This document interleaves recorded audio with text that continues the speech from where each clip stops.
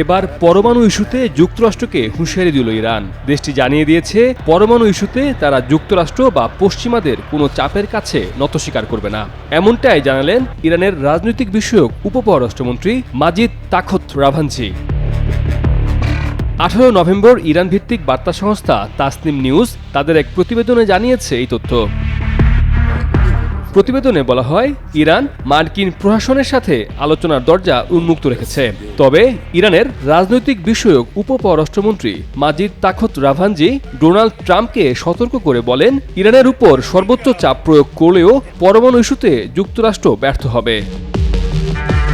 তেহরানের পররাষ্ট্র মন্ত্রণালয়ের দপ্তরে তাখত রাভানজি বলেন, আলোচনার ক্ষেত্রে আমাদের মার্কিন নীতি পর্যবেক্ষণ করতে হবে এবং সেই অনুযায়ী কিভাবে প্রতিক্রিয়া জানাতে হবে তা নির্ধারণ করতে হবে।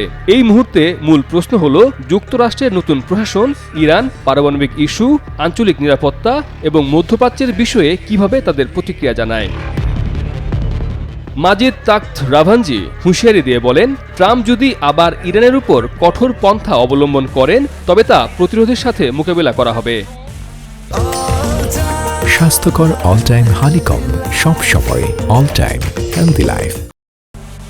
ইরানের রাজনৈতিক বিষয়ক উপপররাষ্ট্রমন্ত্রী বলেন, আমরা আলোচনার পক্ষপাতী, যেমনটি আমরা আগেও প্রমাণ করেছি। কিন্তু এর আগে আলোচনায় কে নাশকতা করেছিল? এটা ছিল ট্রাম্প প্রশাসন, যারা আলোচনা করতে ইচ্ছুক ছিল না। মাজিদ তাখত রাভানজি বলেন, আমরা নিষেধাজ্ঞার মধ্যেও কাজ চালিয়ে যাব। আমাদের বাণিজ্য অংশীদারদের মধ্যে বৈচিত্র্য আনব এবং শান্তি বজায় রাখতে আঞ্চলিক সম্পর্ক জোরদার করব। ইরানের রাজনৈতিক বিষয়ক উপপররাষ্ট্রমন্ত্রী বলেন, পশ্চিমাদের সাথে ইরানের পূর্বে যে পারমাণবিক চুক্তি হয়েছিল, যেখান থেকে ট্রাম্প পরে মার্কিন যুক্তরাষ্ট্রকে প্রত্যাহার করে নিয়েছিলেন। এদিকে সম্প্রতি ইরান জানিয়েছে, ইউরোপীয় দেশগুলোর সঙ্গে শীঘ্রই পরমাণু কর্মসূচি চুক্তি নিয়ে পুনরায় আলোচনা শুরু করবে দেশটি। ইরানের পররাষ্ট্রমন্ত্রী আব্বাস আরাকচি বলেছেন, এখন ইউরোপীয় দেশগুলো আলোচনা পুনরায় শুরু করার আগ্রহ প্রকাশ করেছে।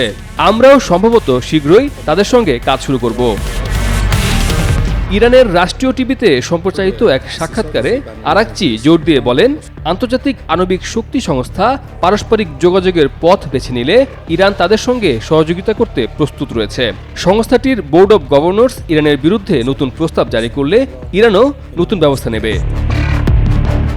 আব্বাস আরাকচি বলেন, আন্তর্জাতিক আণবিক শক্তি সংস্থার প্রতি আমাদের আচরণ পুরোপুরি পেশাদারিত্বমূলক। সংস্থাটি একটি প্রযুক্তিগত সংস্থা এবং প্রযুক্তিগত ক্ষেত্রে তার দায়িত্ব পালন করা উচিত। রাজনৈতিক ক্ষেত্রে প্রবেশের অধিকার তাদের নেই। ইরানের পররাষ্ট্রমন্ত্রী বলেন, ইরান আন্তর্জাতিক আণবিক শক্তি সংস্থার অধীনে তার বাধ্যবাধকতার পাশাপাশি এনপিটি নামে পরিচিত পারমাণবিক বিস্তার রোধ চুক্তির প্রতিও প্রতিশ্রুতিবদ্ধ। আরাকচি বলেন, পরমাণু সমঝোতা থেকে যুক্তরাষ্ট্রের বেরিয়ে যাওয়ার ক্ষতিপূরণ দিতে ইউরোপের ব্যর্থতার প্রতিক্রিয়ায় ইরান 2015 সালের পারমাণবিক চুক্তির অঙ্গীকার স্থগিত করেছে।